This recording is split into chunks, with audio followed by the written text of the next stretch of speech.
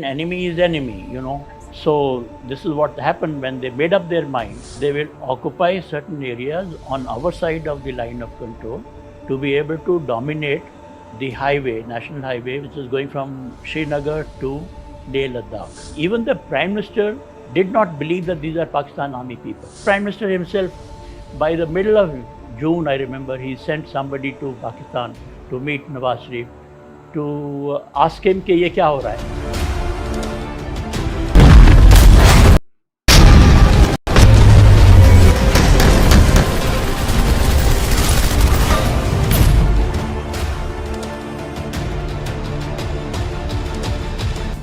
'Fought between May 1999 and July, Kargil War is perhaps the most watched, the most lived war of independent India. It is the first war that came into our living rooms. We saw it happening as it unraveled on our television sets. It touched us very deeply. And it also saw amazing feats of bravery from young soldiers, from commanding officers, and from the army chief himself. With us is the then army chief, General VP Malik, who led us to victory. So when did you learn about the intrusions? I came to know about it when I was abroad. There were one or two minor incidents on the line of control in which some clash has taken place in Batalik, but we didn't know much details yet because it was still being handled at the lower level. And it was when I had gone on a visit to Poland and Czech Republic, and round about 14th, 15th, I learnt about this intrusion. 15th May. May, that's right, 14th, 15th of May 1999. I learnt about the intrusion over telephone calls from, in fact, it was the ambassador who told me that there is some infiltration which has taken place. The Pakistanis are claiming. Okay. So I rang up Delhi and I said, what is happening? And then they told me, yes, there have been some intrusion in Batalik sector and Kaksar sector. And so that was the time, but we didn't know much details yet. And except for some incidents. But then I came back around about 20th, I was back in India, and then kept learning about more and more intrusions which had taken place earlier. All the way from Siachen sector, southern Siachen sector, to Batalik, to Kaksar, and to Indra sector. So was this area not monitored, or was it supposed to be like that? No, we had a number of posts, but the gap between posts was pretty large. You know, anything say between 10 kilometers to even 35 kilometers also. Now, the manner in which we held the post was that if there is any major intrusion taking place in that area, they will be able to spot. Okay. But the way this intrusion took place was they came in small numbers and they came through routes which were not being monitored adequately through patrolling and all. The other was that they came at a time when there was much of snow, and so local people, our soldiers, troops, they never thought that they will be able to come through them. And we did not have any monitoring surveillance devices those days. So we were only dependent on patrolling or some flights which took place, helicopter flights, but they couldn't spot anything. So what was the Pakistani reason for this, for intruding into Kargil, into this region? Look, the real reason was that our occupation of Siachen sector in 1984, that had been a setback. And thereafter, they had tried a number of times to throw us back in Siachen sector, sometimes even operations undertaken by Pervez Musharraf himself when he was a brigadier, and they had failed. Okay. And so I would say one was to take the revenge of 1971 war, and the second was this 1984, our occupation of. So that was the primary reason when Okay. they wanted to occupy this area. Okay. And also the strategic, you said, would it entail altering the line of control? Yes. So the purpose behind the operation was that they will occupy certain areas on our side of the line of control to be able to dominate the highway, national highway, which is going from Srinagar to Leh Ladakh. Okay. So they will be able to dominate that, and they will stop It will kind of cut the access. this thing. That was one. And there were other reasons also. They thought by doing so, they will be able to occupy some of the areas which they had lost in 1971, like Turtuk Okay. in southern Siachen area. And they'll cut us off in Siachen. The third reason I would say that they wanted to revive insurgency in this area, terrorism in this whole area, Dras and Kargil, etc. And I would put one more reason, and that I think was that, as they kept saying, that when they have negotiations thereafter with India, then they will have an upper hand to be able to negotiate with India over J&K. So, but how did the war progress? Because, as you said, you were traveling, and the army itself, the soldiers there itself, the battalions there were caught unawares. This wasn't, they were not expecting it. So, how did the war progress? How did it become a full scale conflagration? Initially, the units and the brigade, there was one brigade in this whole sector, they undertook some operation, obviously not with adequate troops and without proper information. I mean, okay, we have located some people on a particular height, so they would tell the unit to go and remove them Flush from them there, out. you know, Yeah, like yeah. this kind of operations which were taking place in J&K for a long time now. Okay. And then from brigade it escalated to division, 3 div, and then 15 corps. So all along, even after 15th, 16th of May that I came to know, I was assured that, look, you don't worry about it. The lower formations are They are going to handle they it. are going to handle it, and it doesn't require much effort at the army headquarters level. But when I came, and immediately after that, I went to Udhampur, Srinagar, and to these areas, and I realized that this was much more than Just an intrusion. these units, local units can handle. And that is the time we also ordered additional troops to be sent to that area.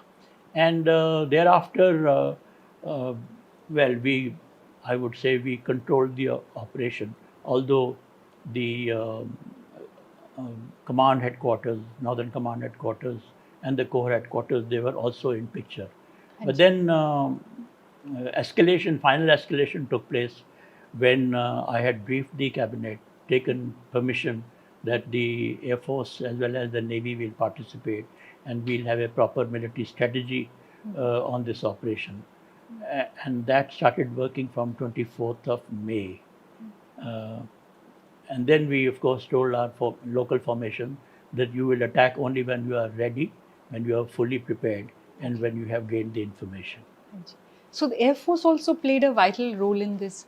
Yes, the Air Force also played a vital role. Initially, there was some misunderstanding because everybody felt, not only the Air Force, even the cabinet felt that use of Air Force will escalate it unnecessarily. Yes.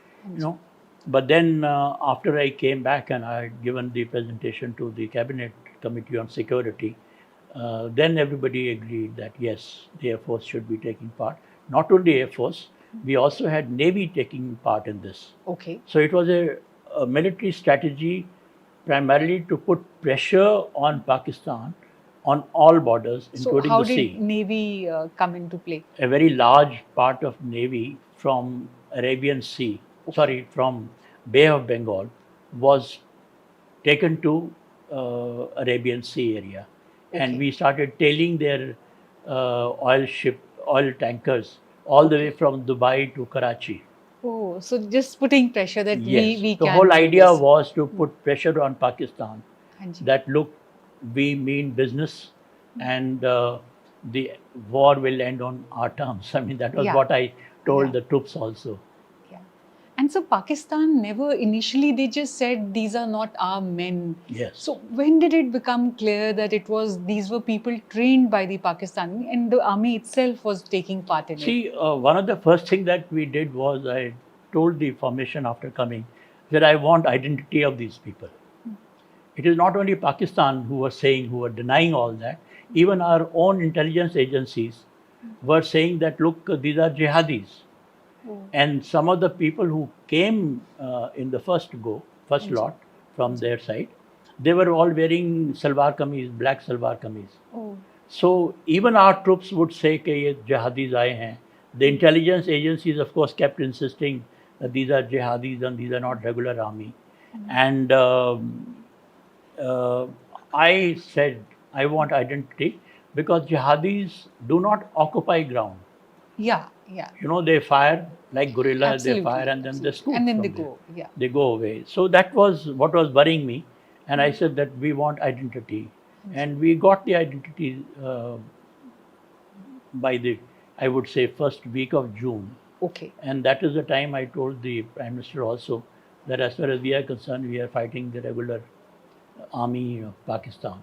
And not the guerrillas, not the Mujahideens. You'd be surprised, you know, even the Prime Minister, almost, I would say, till the middle of June, did not believe that these are Pakistan army people.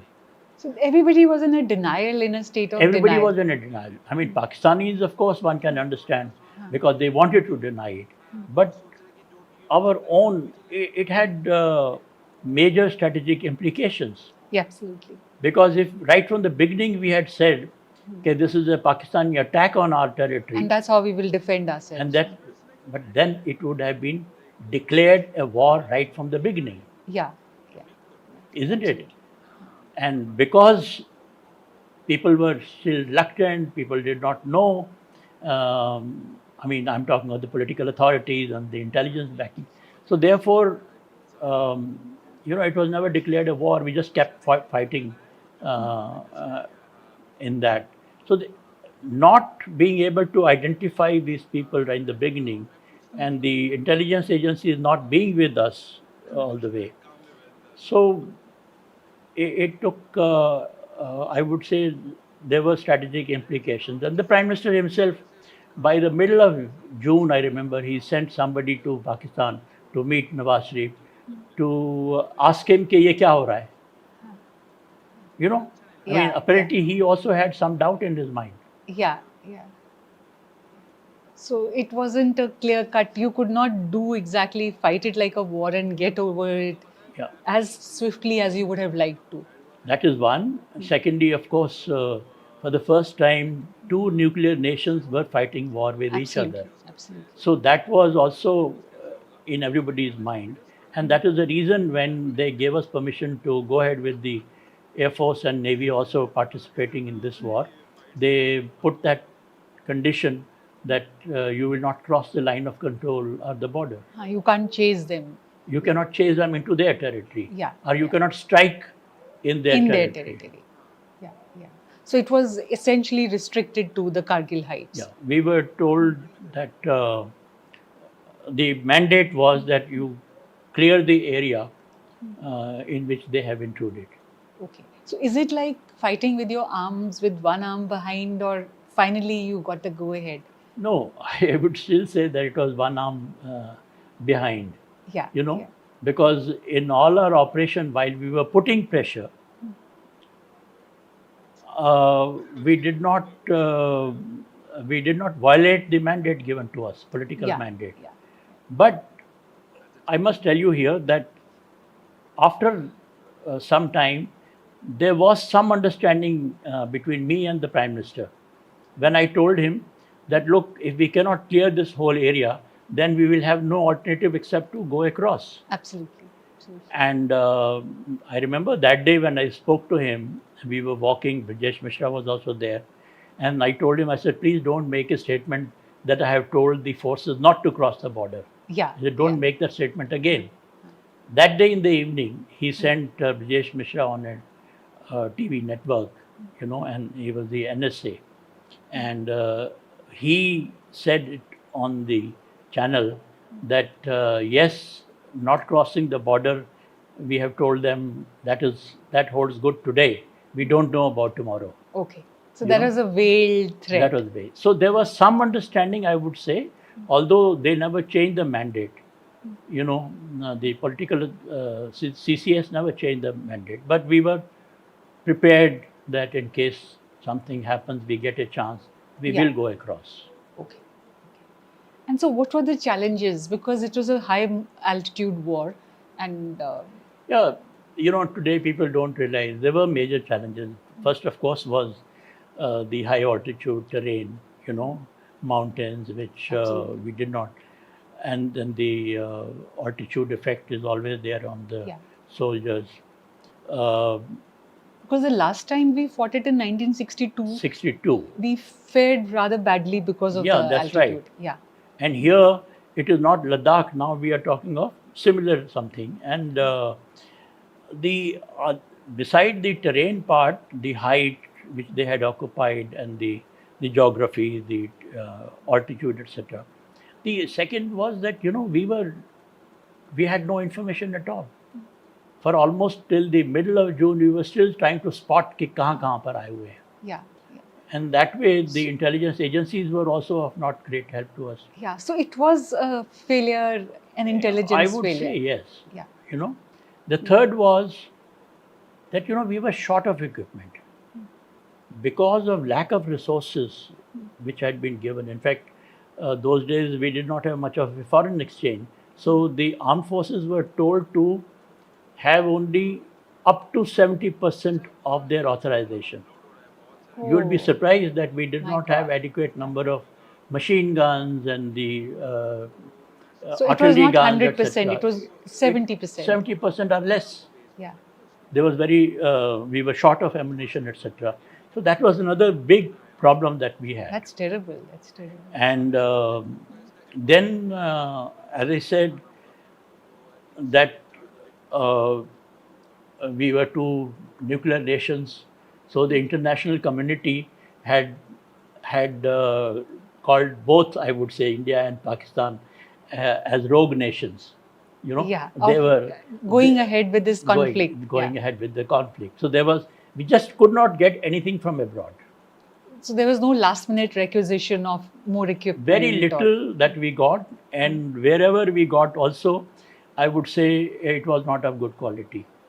Okay. And we spent money, but we didn't get much help Goodness from them. Out of it. Yeah.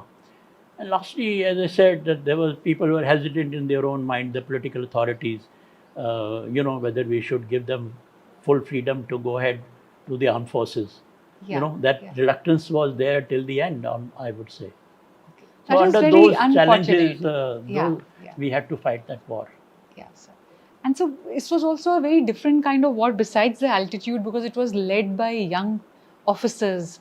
You were there, you would visit them often, and you met so many of them. That's right.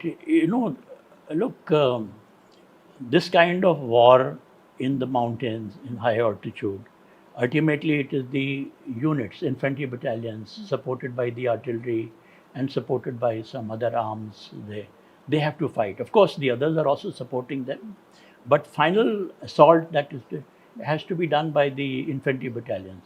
And in the infantry battalions, the young soldiers and the young officers, they did, I would say, full credit to them. And they were the leaders, So junior leadership played a very important, very major role in winning that war. Absolutely. And so, were there any wins that were particularly crucial, and that any heights that were crucial and that we managed to get back? By the time the war ended, we had recaptured almost about 95%, 90 to 95% of the area. So we had recaptured, we had regained control on that. And what would you say was the turning point of the war? Yeah. So there were two turning points that I can mention. One was the first feature that we captured, Tololing, Okay. which was which was the closest to the national highway Okay. and dominating that. I mean, from there they could see anybody moving on the road. You know, Oh. so that was the first when we captured it by about middle of June Okay. 99. Second Rajref and 18 grenadiers and some units. Initially they had failed, but subsequently, when they went fully succeeded. prepared, we captured that. That was a turning point, and that gave me a lot of confidence Okay. that we We will can win. do it. You know. Yeah. Yeah. The second turning point came on the 4th of July when we captured Tiger Hill. Okay. Now, by that time, Tiger Hill as a feature, the photographs were all over the place, so everybody thought, कि ये कैसे हो सकता है, you know, and Pakistanis never imagined that we would be able to capture that. Recapture it. So that image that Tiger Hill had at that time, and when we captured that on 4th of July, which happens to be also Independence Day of the United States of America. Absolutely. And on that day, the Pakistani Prime Minister was in Washington, D.C. Okay. at his own request to meet President The- Clinton. Okay. So that day, when we captured that, then we made it clear to everybody that, look, We have an upper edge now. and now it's a question of a few days.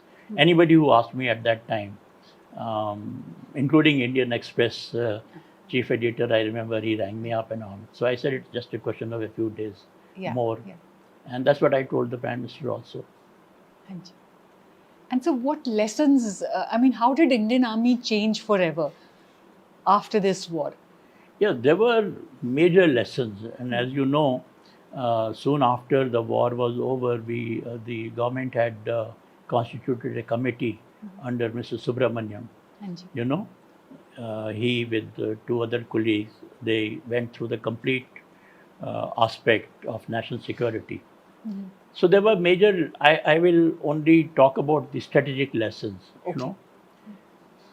I think the first lesson that came out was that although now we are nuclear nations, whether it is Pakistan or China and India, but yet this kind of a war, a limited war can take place. it's a possibility. That remains a possibility. So let nobody think that now become nuclear nations and therefore the war is We not. can afford to just take it We easy. can afford to take it. That cannot happen. Also, I think along with that, one has to remember that as long as we have borders under dispute, our territory under dispute, you know, and as long as we continue to have these insurgencies going on, cross-border infiltration going on, there are greater chances of a war breaking out suddenly. Absolutely. You know, that has happened during Kargil war, and it can happen even in future. Today we are worried about that kind of a situation on the China front also. Absolutely, sir. So that was another major. The third, I think we learned a big lesson on command and control of the line of control and the line of actual control, and the need to keep it under surveillance all the time, not only on the ground but also from the satellite, through satellite imagery, through other means, Reconnaissance, etc. reconnaissance part. Not only that, even certain ground surveillance devices which we did not have earlier. So that kind of modernization was required all along. That became necessary because you need to spot the whole thing as early as possible. Absolutely. And While not it's like what taking happened. place. When it's Yeah. not like what happened in. Hanji. That was another big lesson. And I think the other aspect which the Subramaniam Committee, the Kargil Review Committee brought out was, you know, all along we've been fighting Army, Navy and Air Force in kind of silos. Hanji.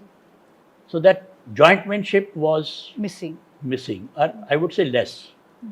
And although we fought that war, but it's not the ideal way of fighting. Today, the conflicts have to be fought in a more integrated manner, much greater jointmanship. That is important not only for the operational reason, but also for economic reasons. Yeah. Because then you save money from that. Absolutely. So they brought it out.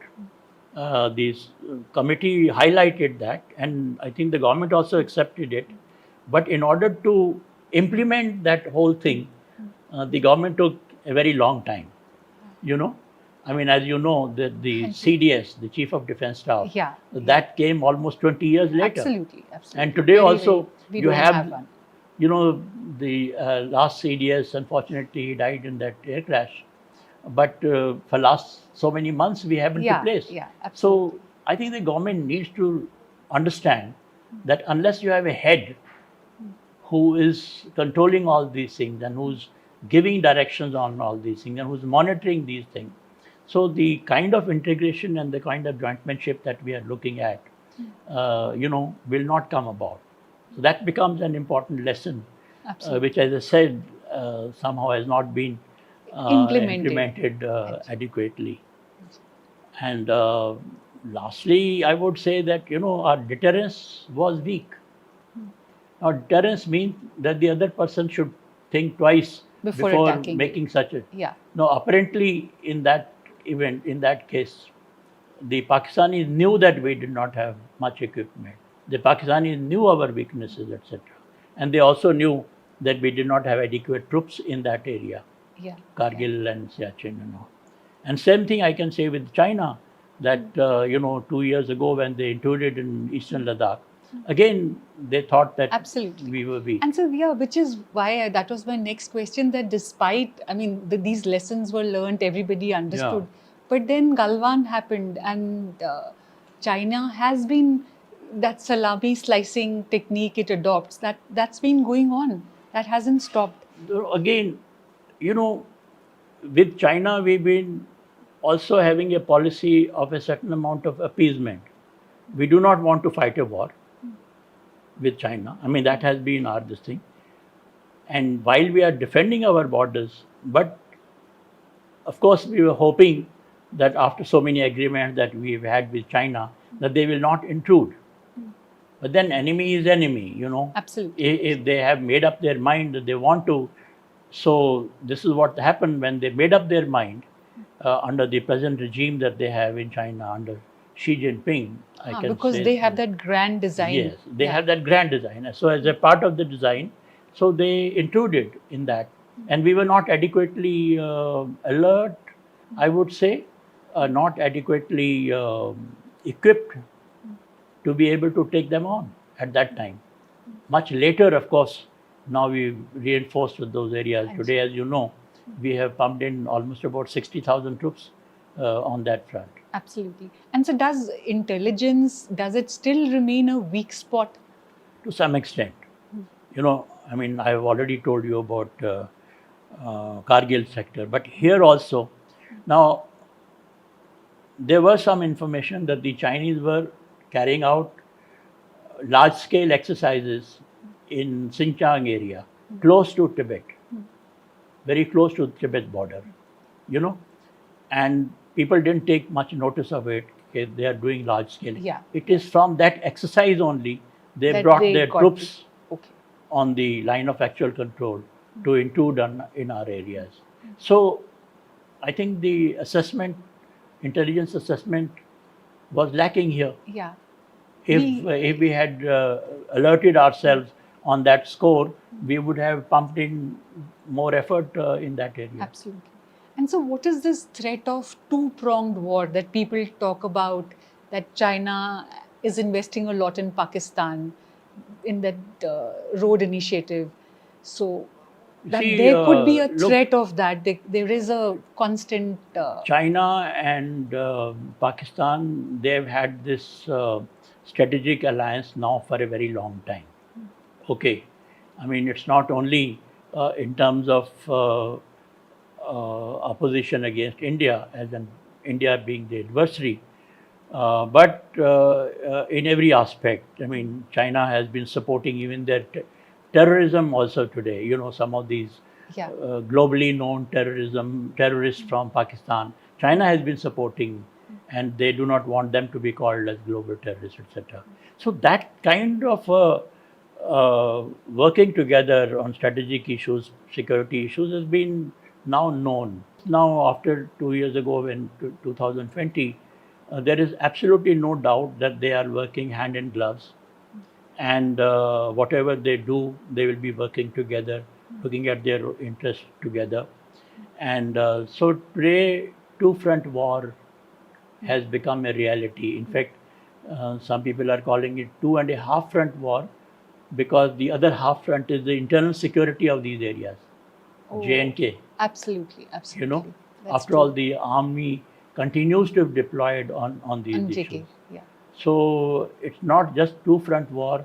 Today we have to look into the two and a half front war, because the line of communications which go through J&K towards Pakistan, toward LOC or LAC, they have to be protected also.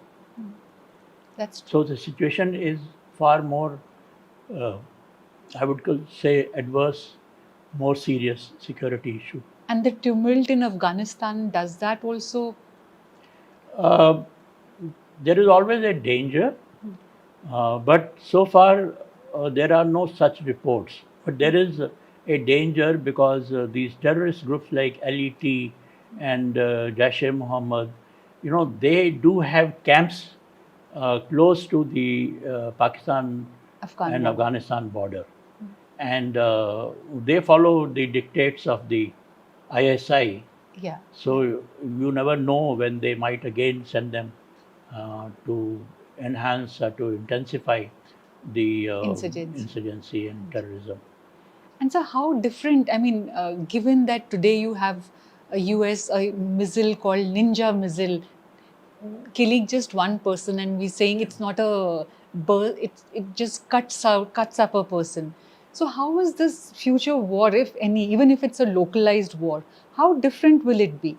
See, a war, both tactics as well as strategy, it depends a great deal on the kind of weapon system that you develop. And the Because they're other, saying China will launch cyber warfare. yes. So the kind of weapon system, the kind of equipment, the kind of capabilities that you acquire. Today, China definitely is far ahead of us when it comes to cyber war capabilities. As far as the now today drones, for example, have come in. I mean, this last action that you mentioned, it was a drone Absolutely. which flew all the way from probably Bahrain or Qatar, and then came to Afghanistan. Absolutely. And then that carried out that strike on one person. on Al-Zawri, who was yeah. standing in the Balcony. So all these things develop. These are all latest developments, technical developments. We are now getting into these ourselves, but I wish the pace would be faster, because the fact remains that while Pakistan may not be As close to advanced. us as far as these technological developments are concerned, but China is ahead of us. Yeah. So when we are thinking of our 3,500 or more border with China, LAC, so, and we have to fight, sometime we may have to fight them, then we have to develop these capabilities ourselves. And so what does, will a scheme like Agnipath, where you're recruiting people for a short term, and you're kind of training people and then rotating them, would that help, or do we need a different kind of manpower, equipment, a different kind of conditioning of the army? Definitely different kind of conditioning. Agnipath scheme has got certain pros and also certain apprehensions. It's only when this scheme is made applicable, and the government has already announced it that they will make it applicable. So definitely we will have to watch the attitude of our men who come there for 4 years, and there are apprehensions that they may not be willing to accept that Naam Namak Nishan, as we call it, that loyalty to the regiment, etc. So how will they behave? Now that remains a major area.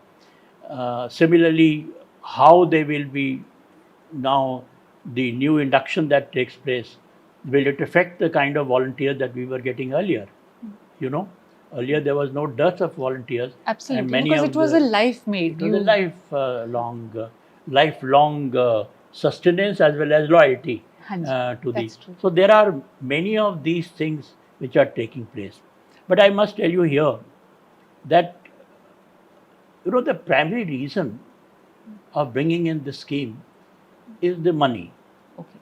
We haven't had enough money, and that is why we still remain short of modernization that we would like to do. Modernization suffers. We haven't got adequate money, neither in terms of the percentage of GDP, nor in terms of the percentage of the government expenditure. The defense expenditure has been going down. Although there is, of course, effort being made, a good effort being made to produce things locally, which is a good thing. Yeah. But primary reason, as I can make out, is money. Now, Agnipath, for the next 10 years, probably we may have to spend more money on salaries and pension, etc. But thereafter, it will make money. Today, there is to have more money available for our capital expenditure so that we can modernize. Yeah, for the infrastructure. For the infrastructure, for the new weapon system, they all require money. So the major requirement today is that. And if the money is not being given, then you have to, adopt things like Agnipath and others. So either the government should be prepared to give that kind of adequate money, Absolutely. or they will go for this kind of schemes where they can save money, not immediately, but maybe after a few years. So, and what do you have to say to all those people who say, as we advance, we do not need the army, we do not feet on the ground? Humbug. And okay. Okay. I mean, this is ridiculous. Obviously, people don't know this thing. So, while technology does make us capable of reducing some manpower, if you have the technology. At the moment, we don't have much of that. The second thing we have to realize is that there are certain types of operations which still require a large manpower. Mountains. Absolutely. In the mountains, you require much larger feet on the ground than you would do on the plain ground. Similarly, the counter-terrorism and counter-insurgency operation, there also you require a large amount of manpower. So I don't foresee reduction in strength. While we can reduce some strength here and there, which the government has been trying, the armed forces themselves have been trying. But to say that we can make a substantial decrease in the manpower. Lean and mean force. No, I mean, fine, lean and mean, but it cannot be so you cannot do your task on the ground. And considering our geography and around the kind of operation that we foresee to fight. Thank you so much, sir. It was a pleasure talking to you. Thank you so much for your time.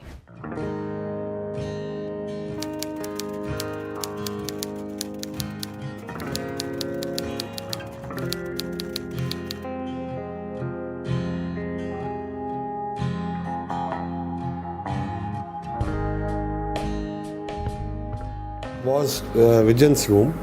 It has now been modified slightly, but in old times, basically it was the same. His bed was here, his study table was here.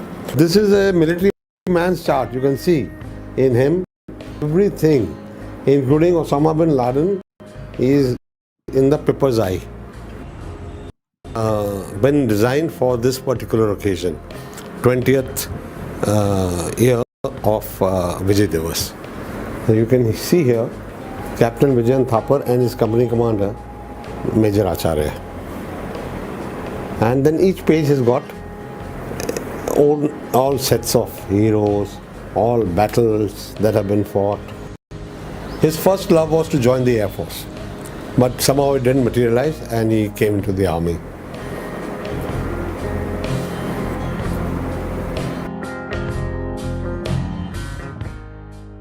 There was no question of motivating him or telling him that you have to join the army. It was natural.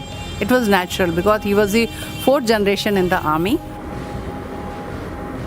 from the day of his birth, he was surrounded by soldiers, he was surrounded by tanks, guns, rifles, artillery. People ask me that you lost your son at the age of 22 and how do you feel? So I always tell them that Vijayan's life was very short life, but it was meaningful and intense. We named him Vijayan after the main battle tank of the Indian Army. Vijayan means victory till the end. Before he went for the attack, 3 hours before the attack, he wrote a letter and gave it to his friend, Captain Tomar. And he told him that, well, if I come back, I'll tear it. If I don't come back, give this letter to my family. I can tell you that his character is in that letter. He was one person who said, doesn't matter, I am not worried about my present life. Even if I become a human again, I'll fight for my nation. Left for the final assault. He was a non-smoker, but just for fun's sake, he's put 2 cigarettes in his mouth. You can see the amount of empty shells lying here, and this is where he breathed his last. At Dras, the helipad has been named after him, and that's a great honor actually, because the entire heliborne operations were conducted from here. Day 1 he joined the army. From that day onwards, he's been fighting till his end. Some people say he's born with a silver spoon in his mouth. I say he was born with a steel dagger in his hand, you know.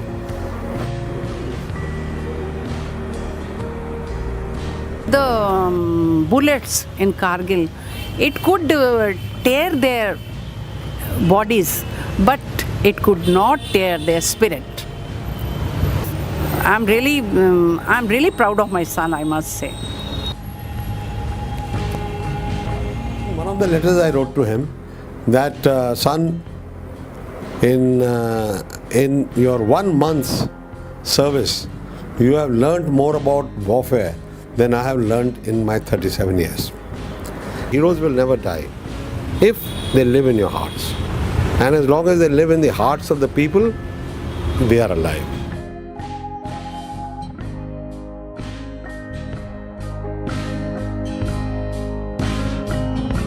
हर कहीं जाओ तो उनके नाम से मैं घोर गर्व होता है कि चलो इनके नाम से हमको बुला रही है। कहीं भी जाओ ना तो थोड़ा अच्छा फील होता है हमको बाहर जाके।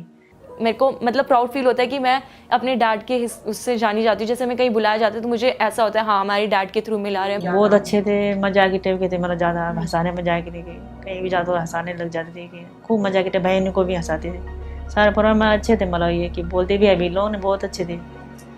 तो मैं और मम्मा पढ़ने लग गए लेटर्स, तो मुझे उस टाइम बहुत वो हो रहा था क्योंकि हर लेटर में एक तो पहले सबके बारे में पूछा हुआ था डैड ने कि सब कैसे है, उसमें बस मेरा नाम मेंशन नहीं होता था क्योंकि उस टाइम मैं मतलब थी नहीं, तो मुझे उस टाइम पे मतलब थोड़ा अजीब सा लगता था। फिर उसके बाद हर लेटर में एक चीज़ तो एंड होती थी कि मैं ट्राई करूँगा आने की, बट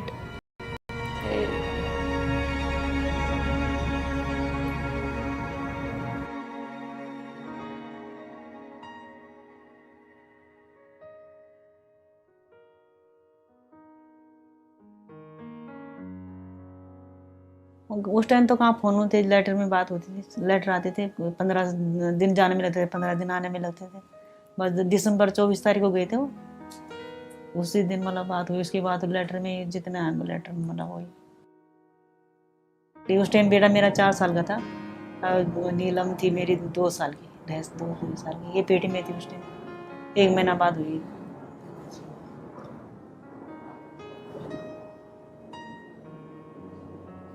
उस टाइम मेरा 24 साल लगा था जब ऐसा हुआ था।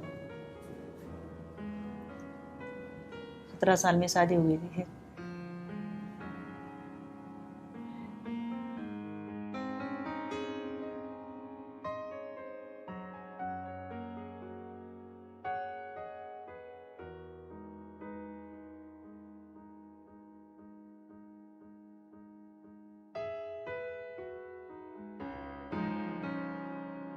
भी जब मैं दिल्ली में आ गई थी उसके बाद ही मुझे पता चला, बट मुझे इस चीज़ के लिए पहले हाँ थोड़ा वो होता था, रोना आता था कि ठीक है मैं अपने पापा को नहीं देख पाई ऐसा कुछ, बट उसके बाद अब मुझे प्राउड सा फील होने लगता है कि ठीक है मेरे डैड ने कुछ देश के लिए किया है, सो इसलिए मुझे रोना नहीं आता, मुझे प्राउड फील होता है। जब दोस्त बात करते हैं कि आज हम यहाँ गए थे वहाँ गए थे, मेरे डैड ने ऐसा किया हो गया, तो मुझे भी थोड़ा ये होता है कि काश मैं भी जाती।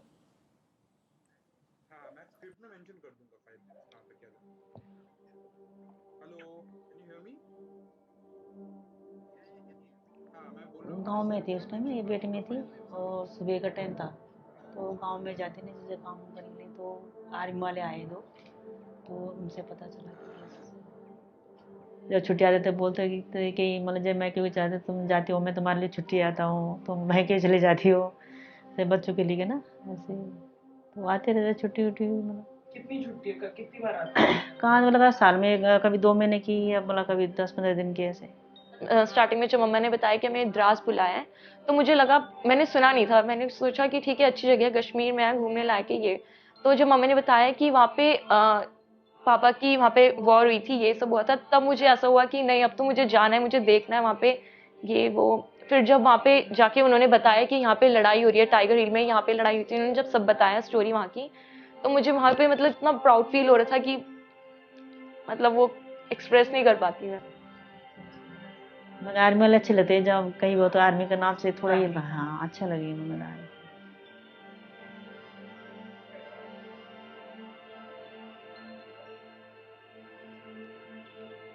आज उनके नाम से मतलब हर जगह जाने जाती है, हम कहीं भी जाते तो उनके नाम से जाते, हर जगह उनका ही नाम है। भतीजा भी अभी मेरा भर्ती हो गया, हाँ डीवर एसएम साहब बना भी मेरा, अभी 2-3 महीने हुए। ससुर भी फौज में थे, मेरे दोनों भाई भी फौज में, सारा मतलब फैमिली फौज में ही है। मतलब ये बताते कि हम जाते थे और मतलब मम्मी और शायद ज़्यादा बातें भी नहीं करते, मम्मी और शर्माते थे स्टार्टिंग में। मेरे को ऐसे ताई से जानने को मिला मेरी कि मम्मा स्टार्टिंग में शर्माते, जब मेरा भाई हो गया उसके बाद थोड़ा मतलब वो लोग एक थोड़े फ्रैंक हुए हैं, तो ऐसा कुछ। तो बस मम्मी बताती रहती थी कि हम जाते थे, पापा मुझे वहाँ छोड़ने आते थे ये वो, तो ठीक है। और मम्मी जब मुझे लेटर्स पढ़ाती थी कि ये पापा के लेटर्स हैं, ये मुझे उनको पूरा नहीं पढ़ पाती, मुझे रोना आ जाता था, क्योंकि वहाँ तो कभी नहीं आए, पर मतलब ये कि इधर जब दिल्ली में आ गए तो मतलब पूछना आ जाता ना फोन पर, बाकी अब तो कोई नहीं पूछता, अब कौन पूछता है, अब जैसे वो हो रहा है।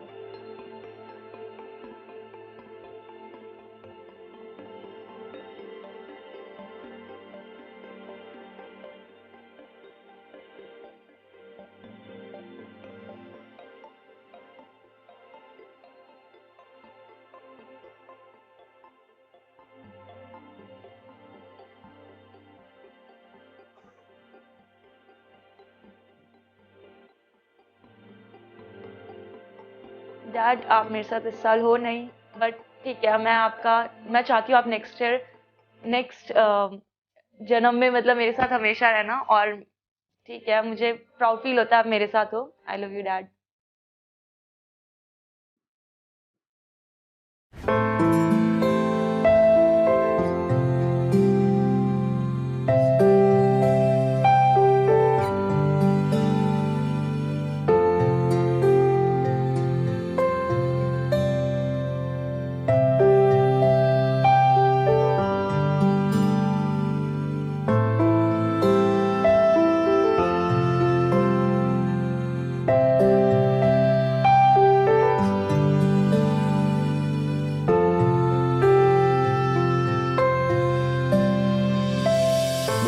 था सबसे पहले घुसपैठिए 3 की संख्या में बैठे हुए मेरे को दिखाई दिए, उनको मैंने देख लिया, पीछे सबको सूचित कर दिया और अपनी पोजीशन लेकर के मैं उनके नज़दीक से नज़दीक पहुंच गया। मेरा और उनका टोटल 15 मीटर का फासला था, लगभग 45 फुट, और वहीं से मैंने सबसे पहले उनके ऊपर हथगोले से अटैक किया, और जो हमारी बफोर्स गन थी वो पीछे से हमें सपोर्टिंग फायर कर रही थी, वो इतना क्लोज कर रही थी कि वो ये अंदाज़ा नहीं लगा सके कि हिंदुस्तानी सेना तुम्हारे इतने नज़दीक पहुंच जाएगी। और वो हथगोला फेंकने के बाद मैंने 30 गोलियां भी उनके ऊपर चला दी। और जब अगली मैगजीन निकाल कर मैं राइफल पर चढ़ाने लगा, उसी दौरान वो हथगोला फट गया और उसमें से हथगोले ने 2 को तो उस सिंगड़ में से निकाल के बाहर फेंक दिया।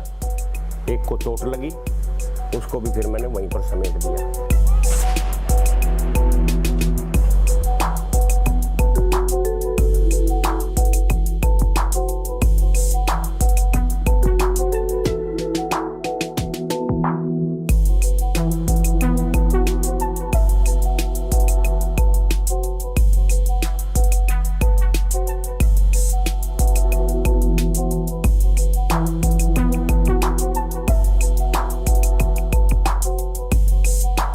4-5 साल तक मैंने उसमें खेती भी की, बगीचा लगाया।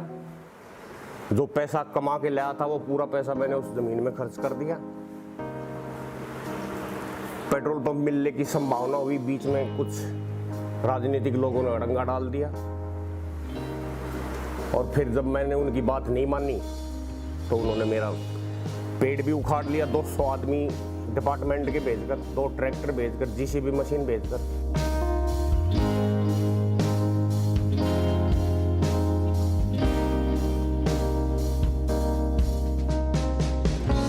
पिछले लगभग 5 वर्षों में मैंने 30 से 35 आरटीआई लगाई हैं, अपने नाम से भी, सतबीर जी के नाम से भी, और इसके अलावा लगभग 125 के आसपास पत्र पिछले 5 साल में लिखे गए हैं। जिसका ताज्जुब की बात यह है कि अभी तक सरकार ये निर्णय मतलब ये डिसाइड ही नहीं कर पा रही है कि सतबीर जी को पेट्रोल पंप मिलना चाहिए या नहीं चाहिए। जहाँ तक सतबीर जी की पारिवारिक स्थिति का है, जूस की दुकान कर रहे हैं, ये सब मजबूरी में कर रहे हैं कि उनके पास ऐसा कोई चारा नहीं है, पैर में गोली लगी है, कोई काम कर नहीं सकते हैं, ज़्यादा दूर चल नहीं सकते हैं। तो ये बहुत ही ज़्यादा दुर्भाग्य की बात है कि कारगिल सैनिक के साथ ऐसा व्यवहार सरकार कर रही है जो कि कहीं ना किसी प्रकार से सरकार को शोभा नहीं देता, और सरकार के लिए बहुत ही मैं कहूँगा कि बहुत दुख भरी घटना है ये, और सरकार को इसके ऊपर ध्यान देना चाहिए। So this incident which we're talking about happened on June 24th, 1999 at the peak of Kargil war. Pakistani Prime Minister Nawaz Sharif and his army chief General Parvez Musharraf were visiting a Pakistani military post on the line of control. The post is called Gulteri. It is 9 kilometers from the line of control on the Pakistani side, and it is opposite our post called Dras post in the Dras sector. The Pakistani Prime Minister had gone there. That was his first visit to the line of control during the Kargil war. He had gone there to speak to the soldiers and encourage them and motivate them to fight. What happened is something which has never come out earlier. On 24th June at around 8:45, 2 Jaguar aircraft of the Indian Air Force were flying in the area. The leading Jaguar aircraft, its pilot actually lazed onto Gulteri. He probably did not know that he had crossed over the line of control and gone on to the other side. He lazed onto Gulteri. That means Gulteri base, when Nawaz Sharif and Musharraf were there, were in the crosshairs of the first aircraft. It was designated as a target, locked on as a target, and the second aircraft was ready to fire its bomb. But then the first pilot spoke to, at that time, Air Commodore A.K. Singh, who was also in air at that time, in another Jaguar aircraft, and told him, "Sir, I have a big military base in my crosshairs. I'm going to bomb it down. I can see a lot of men." A.K. Singh told him to stop and wait for a moment, and asked him where was he. Was he on this side of the river, on the other side of the river?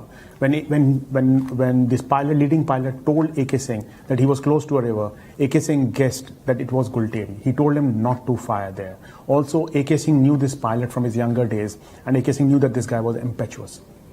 Thus, this bomb was actually dropped on the Indian side of the line of control. This was a very, very close shave for Prime Minister Nawaz Sharif and General Parvez Musharraf. Imagine if at the height of Kargil war, Nawaz Sharif and Parvez Musharraf were taken out by an Indian Air Force laser-guided bomb. What would have meant for India and Pakistan? Two nuclear-armed countries at the thick of war, and a Prime Minister and an Army Chief being taken out by the Indian Force. It was that close a shave. So I asked A.K. Singh, who retired as an Air Marshal 10 years back, as to was it a sheer matter of luck He said yes, it's a sheer matter of luck that he was airborne at that time and could stop the pilot. Otherwise, once a pilot acquires a target and puts it on the crosshair, he is forced to drop the bomb onto the target. It is just pure luck that Nawaz Sharif and Musharraf survived. The Air Force, the Indian Air Force, the official spokesperson, when I asked him, did not deny the story. His official response was, the IAF would not like to comment on any operational details. This is how a disaster was averted on 24th June 1999 between India and Pakistan. This is a story which has never been told before. Hi, I'm Manraj Grewal Sharma from the Indian Express, Chandigarh. Welcome to the Chandigarh War Memorial. Here you see it behind me. It's probably the largest war memorial in post-independence India. And what is most unique about it is that it is a citizens' initiative. It's the first war memorial built by the citizens under the leadership of the Indian Express. So no government money was spent on this memorial. And it's also unique because it wasn't designed by a well-known architect or whatever. So it was the brainchild of then Governor Lieutenant General J.F.R. Jacob. He was a 1971 war hero. And what he did was he thought of this along, and so did the Indian Express. And then he launched a competition.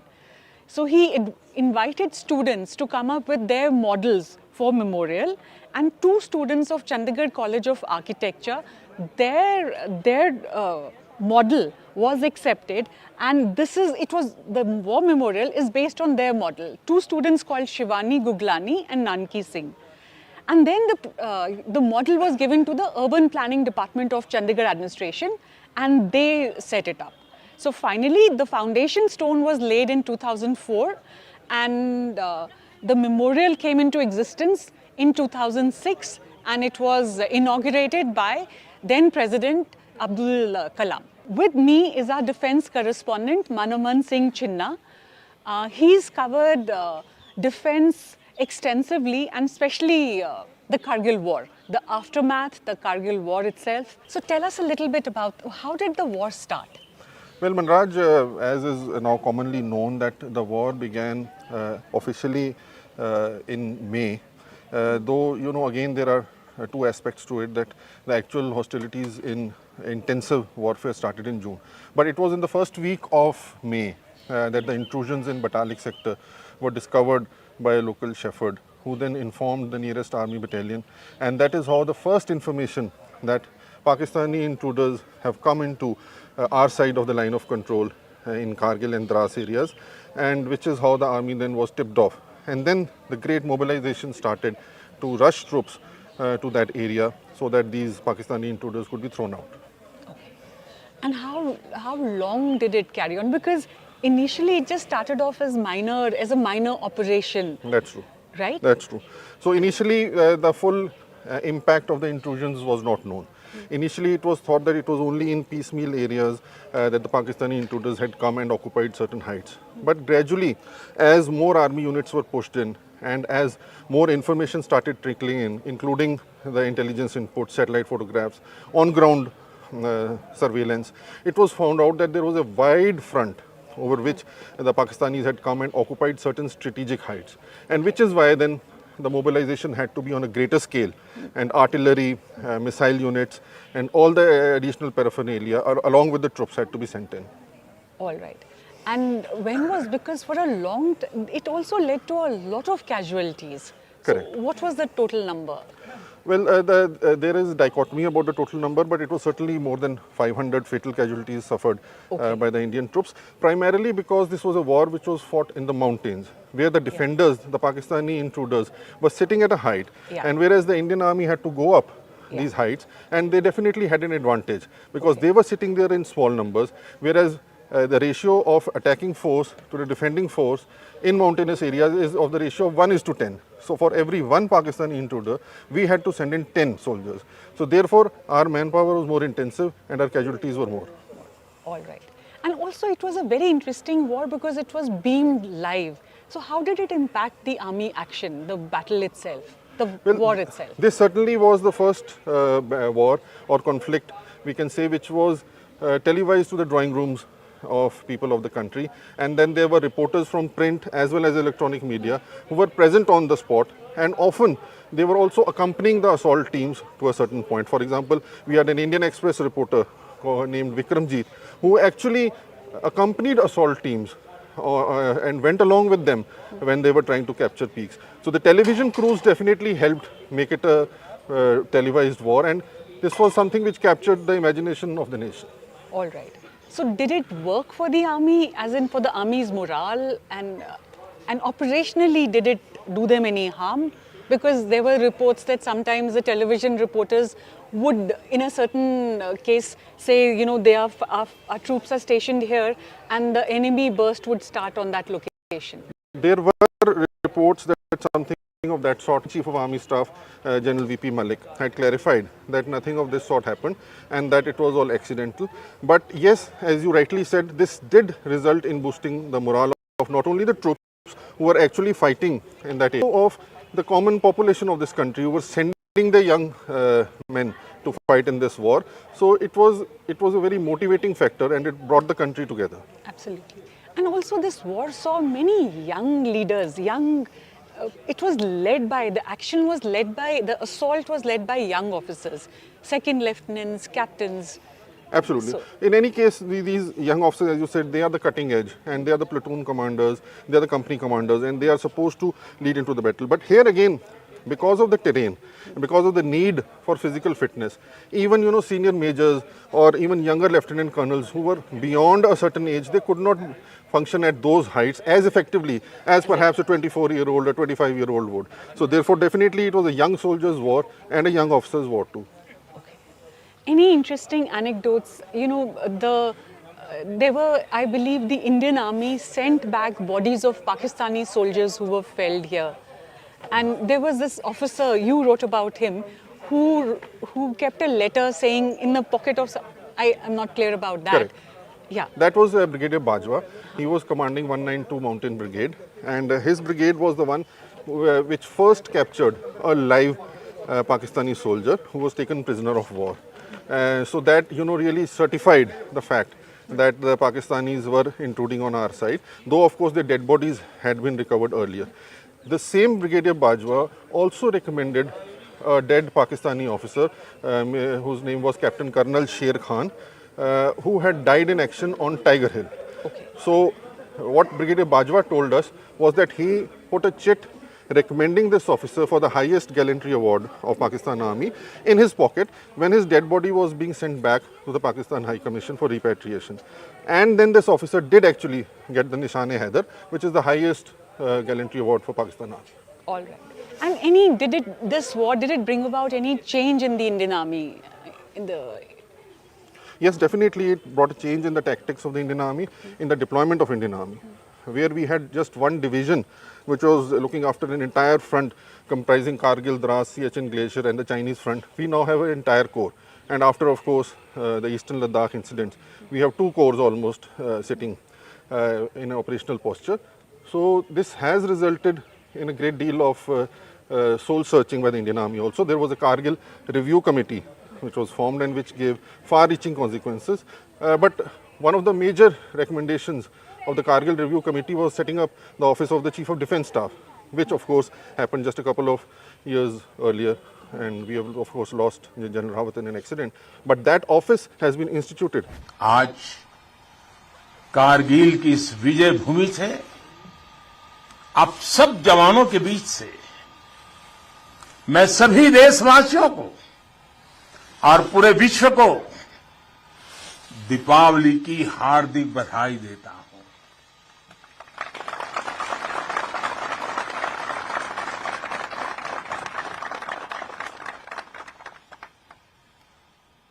Pakistan के साथ एक भी लड़ाई ऐसी नहीं हुई है जहां कारगिल ने विजय ध्वज न फहराया हो।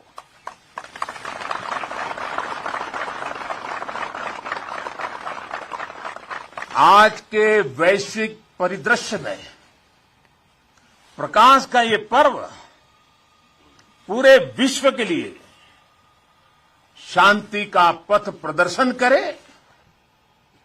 ये भारत की कामना है। साथियों, दिवाली का अर्थ है आतंक के अंत के साथ उत्सव, आतंक के अंत का उत्सव। यही कारगिल ने भी किया था।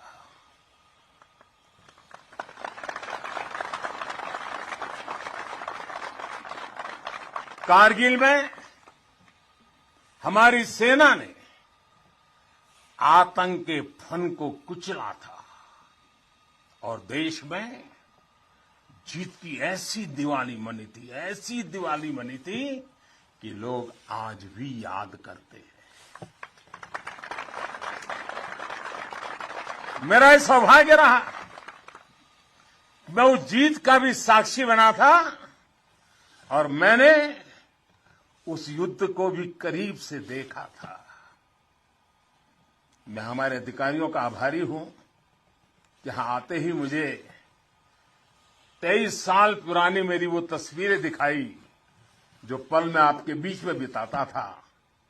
मेरे लिए वो पल बड़ी भावुक थी जब मैं वो फोटो देख रहा था। और मैं आप सबका बहुत आभारी हूं कि आपने मुझे यादों के अंदर वीर जवानों के बीच में बीते हुए मेरे पल को फिर से आपने मुझे याद करा दिया। मैं आपका बहुत आभारी हूं।